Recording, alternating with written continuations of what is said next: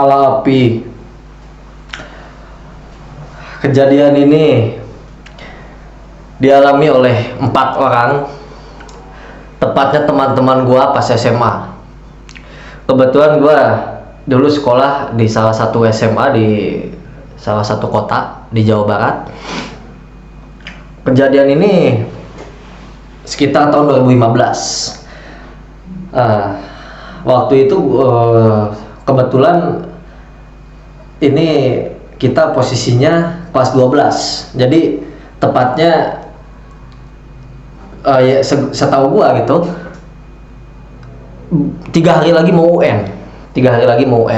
Nah, biasanya nih teman-teman gua ini kalau ada event-event seperti ujian, ulangan dan lain-lain, kita suka kumpul nih di kosan Abdul, kosan salah satu teman gua. Oke, di situ ada teman gua, ada Pajar, Abdul, Windy, satu lagi kalau nggak salah Iksan, Pajar, Abdul, Windy. Mereka lagi kerja kelompok tuh, di situ. Udahlah biasa. Biasanya mereka kerja kelompok sampai malam gitu. Udah beres segala macem, akhirnya mereka niat mau main gitu ke rumah gua. Kebetulan gua nggak ada di situ, gua nggak ikut kerja kelompok. Mereka berempat habis kerja kelompok waktu itu sekitar jam 9. Mereka 2 motor boncengan. Nah, sebelum ke rumah gua, mereka sempat main dulu ke rumah Hani. Jadi Hani ini salah satu temen kita, temen cewek gitu. Di lokasinya nggak begitu jauh lah dari kosan, sekitar 4 kilo gitu kalau nggak salah. Ya agak jauh juga sih gitu. Nah, udah singgah di rumah Hani segala macem, ngobrol lah segala macem kan. Teman-teman gua biasalah, mereka selain ngopi, ngerokok, ngemil segala macam di rumah Hani. Udah beres pukul 10. Nah, pilihan ke rumah gua mampir. Nah, kebetulan jalan dari rumah Hani ke rumah gua nih, jalannya tuh agak gelap gitu, karena ya lumayan lah jalan-jalan sepi. Nah, akhirnya mereka berempat ini, si Pajar, Windy, Abdul, Iksan, mereka boncengan. Pas di jalan, kalau nggak salah ini pas di jalan dari arah Padarek ke arah Kuningan Kota. Nah, ini kan bener-bener gelap itu di daerah Padarek yang mau arah Kuningan Kota itu. Nah, mereka nggak ngeh nih. Yang ngeh di situ kalau nggak salah cuma 1 orang, nggak tahu Windy, nggak tahu Abdul gitu. Nah, antara si 2 orang ini, nah, mereka ada yang ngeh kalau di perjalanan mereka itu ada yang ngikutin. Nah, jadi kalau nggak salah ini bukan 2 motor tapi 3, jadi berenam gitu.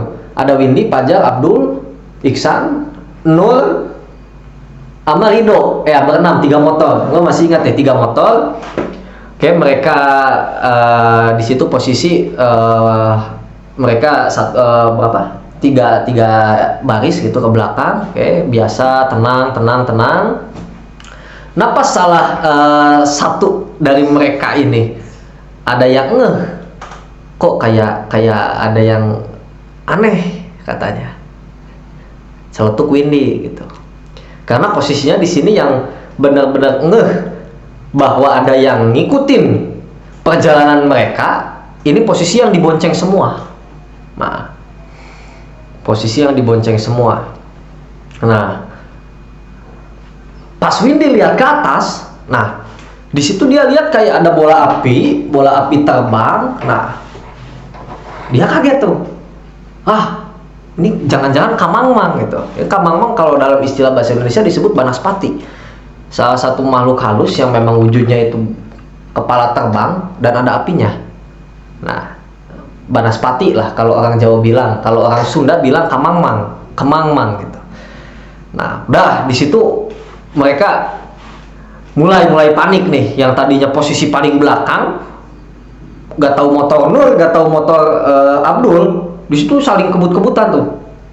Nah, karena jalanan sepi juga, mereka takut ada begal, kemudian ditambah ada sosok banaspati ini. Akhirnya udah tuh kejar-kejaran. Nah, selang nggak lama dari salah satu orang yang dibonceng ini ngelihat ada banaspati. Nah,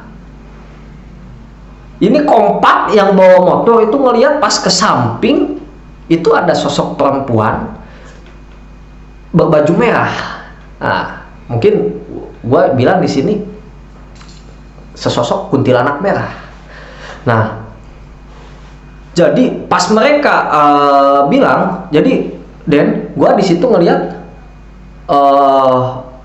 kayak ada sosok perempuan rambut putih panjang dan pakai gaun merah. Itu kompak semua yang bawa motor.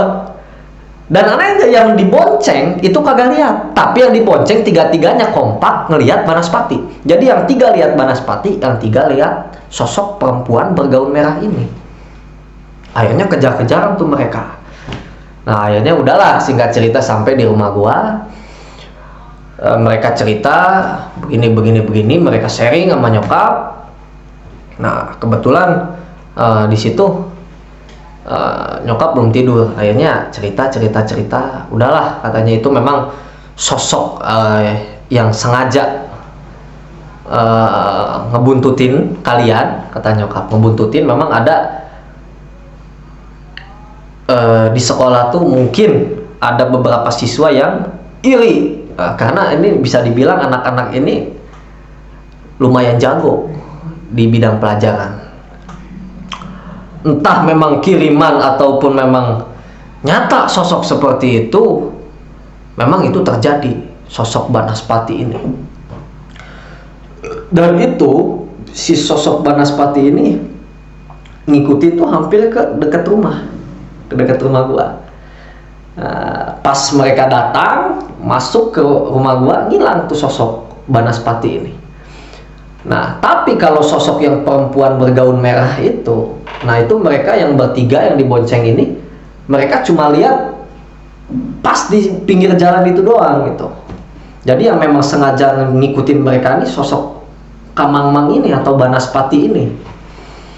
Nah, dan memang dalam mitos Jawa atau Sunda, memang banaspati ini salah satu golongan makhluk halus yang terbilang ganas, karena mereka bisa secara langsung melukai manusia dari pancaran apinya itu. Makanya mungkin kalau dari kalian ada yang pernah melihat sosok seperti bola api berterbangan, itu bisa jadi kemungkinan ya dari sosok banaspati itu. Dan ini memang bukan hal yang aneh juga. Jadi setiap tamu-tamu ataupun teman-teman gua yang memang sengaja silaturahmi ke rumah untuk ya saling sharing gitu, cerita masalah hal-hal yang begituan sama nyokap gua gitu. Entah itu ada yang ketumpangan ataupun apa, ketika masuk ke rumah gua itu pas masuk pintu yang kesurupan atau yang memang mereka ditumpangin oleh makhluk-makhluk sejenisnya itu ngilang pas masuk ke rumah. Gua agak aneh gitu. Gua nanya ke nyokap, kenapa sih setiap ada yang kesurupan atau apa pas masuk ke rumah kita itu kayak yang takut atau gimana? Gua aneh. Nah, emang bagi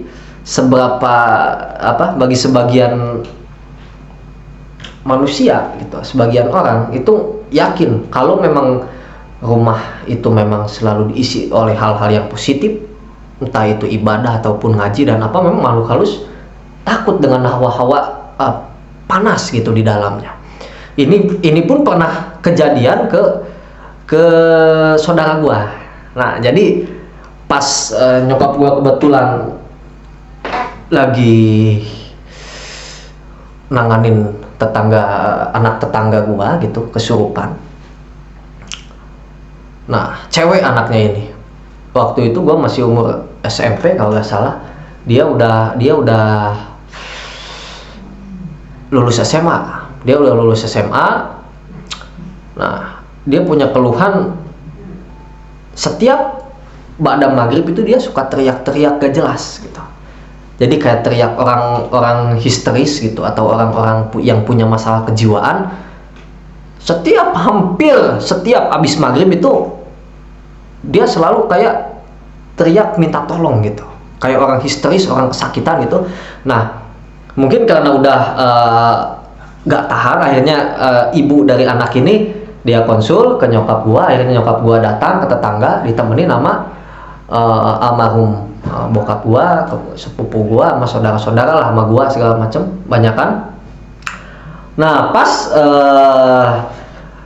nyokap nyoba ngeluarin sosok makhluk halus ini, nah kebetulan saudara gua dia posisinya ada di pintu. Wah, ada di pintu. Jadi ketika pas nyokap mau coba keluarin ini sosok dalam tubuh anak perempuan ini, otomatis kan tuh si jin ini mau keluar. Nah, sepupu gua dia ada di pintu posisinya. Jadi pas mau keluar, mungkin posisi pas si jin ini mau keluar dia ngalangin, ada di pintu, akhirnya masuk tuh ke badan saudara gua. Pingsan dia di situ, sesak pingsan. Nah, akhirnya dicoba digotong sama empat orang saudara gua sama almarhum bokap gua. Nah, di situ ini posisinya 4 orang ini badannya besar-besar semua gitu, gendut-gendut semua. Nah, sepupu gua yang kemasukan tadi badan kecil. Nah, ketika pas coba digotong sama mereka berempat, itu sama sekali kagak keangkat. Logikanya orang kurus diangkat sama satu orang gendut pun itu bisa lah gitu.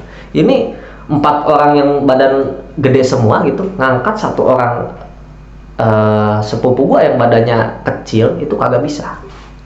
Akhirnya kepaksa lah, ditarik gitu oleh sama kita, ditarik gitu tangan sama kakinya, kepaksa karena berat, tarik. Nah, pas masuk ke pintu rumah, ngilang tuh. Jadi yang tiba-tiba pingsan, tiba-tiba dia bisa berdiri pas masuk pintu rumah. Nah, aneh di situ, kita berempat aneh. Jadi loh, kok setiap kejadian-kejadian yang kemarin sama yang kejadian itu sama. Jadi setiap ada orang yang kesurupan pas masuk pintu rumah, itu memang dia bisa sadar sendiri gitu. Akhirnya udah, sepupu gua duduk, dikasih minum segala macem. Akhirnya ditanya oleh kita, nah, tadi lo ngerasain apa? Nah, dia ngejawab, enggak, badan gua nih.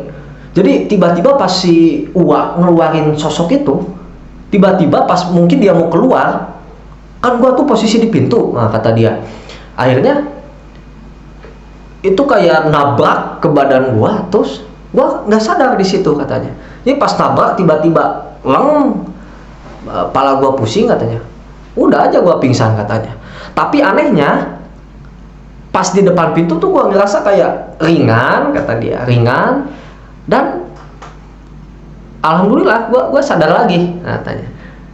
Dan yang memang gua rasain hawa di rumah lo ini katanya, memang hawanya tuh karena mungkin sering ada aura-aura positif lah di sering di ngajiin lah dan segala macam, karena mungkin takut gitu sosok-sosok ini ketika masuk ke pintu rumah gua.